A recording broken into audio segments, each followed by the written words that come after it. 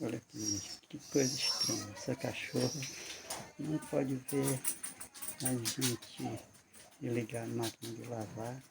Ela fica furiosa, latindo, quando a gente tenta ligar a máquina de lavar. Ela começa a ficar furiosa assim.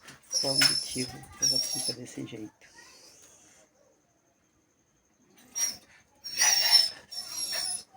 Basta vir fazer café na máquina de lavar que ela começa a ficar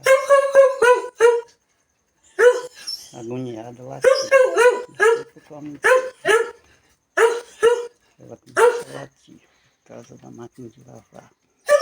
Quando eu ligo, ela não para. Foi preciso amarrar ela para ela poder ficar uma coisa interessante. Ela vem observando nela.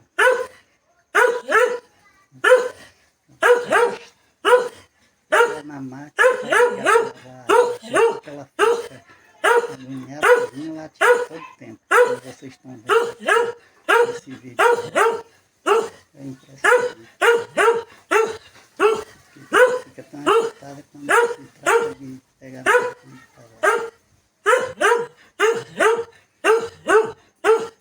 Isso fora de sério.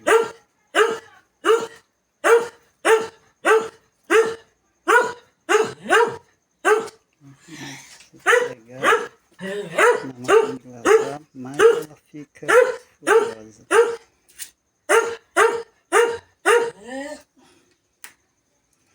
Como vocês estão vendo, ela fica desesperada.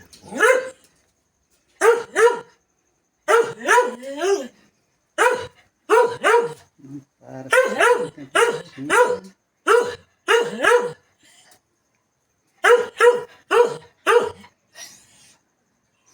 Impressionante. Toda vez que quer ligar a máquina de lavar.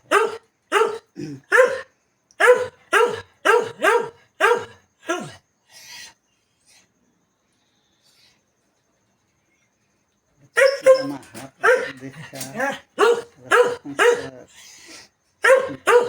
Ela está velha e está com coisa na pele dela. Estamos cuidando. Se liga a máquina, aí começa o latido. Direto, sem parar todo tempo. É uma coisa que eu descobri dela. Toda vez que eu pego ela na máquina para lavar. Agora eu vou fechar aqui a máquina.